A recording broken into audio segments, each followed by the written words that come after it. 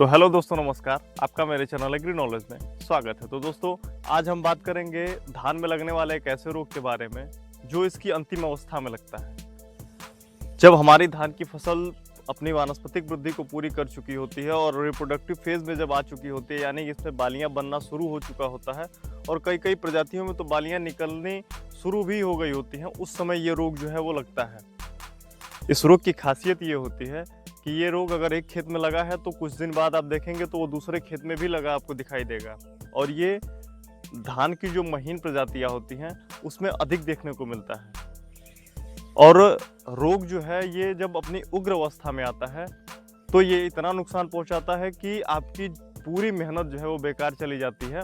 क्योंकि जब ये रोग अपनी उग्र अवस्था में आता है तो खेतों में जो भी पौधे हैं, जो धान की फसल है, उसमें बालियां नहीं आती। और बालियां जब नहीं आती हैं तो हमारा पूरा खेत जो है इसकी उपज प्रभावित होती है और कहीं ना कहीं बहुत ज़्यादा हमको नुकसान देखना को पड़ जाता है।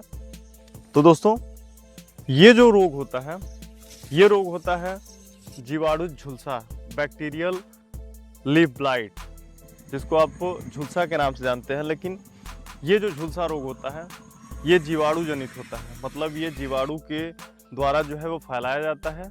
और ये उन भूमियों में सबसे अधिक देखने को मिलता है जहाँ पे धान की फसल में जो है वो पानी लंबे समय तक स्थिर रहता है। यानी जलमग्न भूमियों में ये रोग जो है वो कहीं ना कहीं बहुत तेज़ी के साथ उग्र होता है और हमारी फसलों को बहुत ज़्यादा नुकसान पहुंचाता है। और इसके कुछ ऐसे लक्षण भी होते हैं जिनको देख के आप पहचान सकते हैं कि हमारे खेत में जो है वो जीवाणु झुलसा का प्रकोप जो है वो हो चुका है। सबसे पहले तो आपको ये देखने को मिलेगा कि आपके पौधे की ऊपरी पत्तियाँ जो हैं वो पीली होना स्टार्ट करेंगी और अचानक से ही पूरा खेत आपका हल्का पीलापन लिए दिखाई देगा। इसके बाद से जब हमारे खेतों में इस रोग की अवस्था बढ़ती है, ये उग्र होता जाता है, तो धीरे धीरे वो पत्तियां जो है वो सड़ना शुरू कर देती हैं और धीरे धीरे सड़न के साथ जो है हमारे पौधे की वृद्धि रुक जाती है और फिर इसमें जो भी बालियां आनी होती हैं वो बालियां नहीं आ पाती। और ये कुछ कारणों से जो है वो हमारी फसल में बहुत तेज़ी के साथ फैलता है।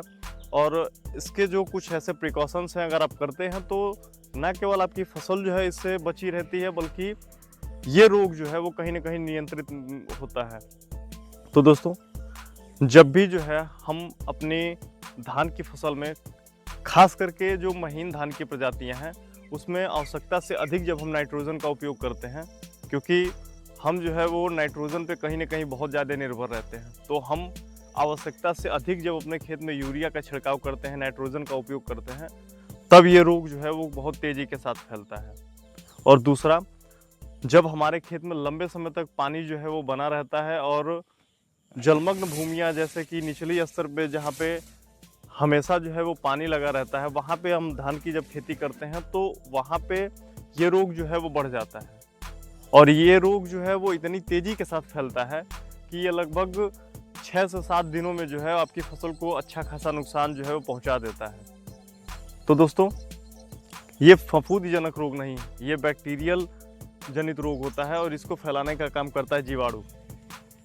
तो इसकी रोकथाम के लिए हम कुछ ऐसे उपाय हैं जिनका प्रयोग करके जो है इस रोग की रोकथाम कर सकते हैं। तो सबसे पहला तो है कि आप जो है अपने खेत में आवश्यकता से अधिक यूरिया का उपयोग मत कीजिए।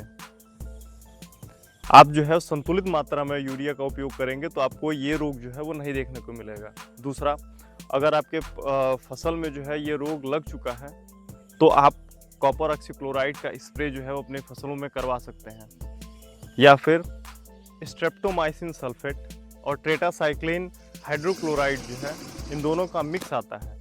आप इन दोनों का मिक्स जो है वो एक फंगिसाइड के साथ अपने खेतों में जब छिड़काव करवाते हैं तो ना केवल ये रोग में जो है वो सुधार होता है, बल्कि ये रोग जो है वो नियंत्रित होता है। दोस्तों, अगर आपके भी खेतों में बालियां निकलनी शुरू हो गई हैं और इस रोग का प्रकोप आपको देखने को मिल रहा है तो आप अपने खेतों में जो है ये सारे स्प्रे जो है वो करवाना ना भूलिएगा।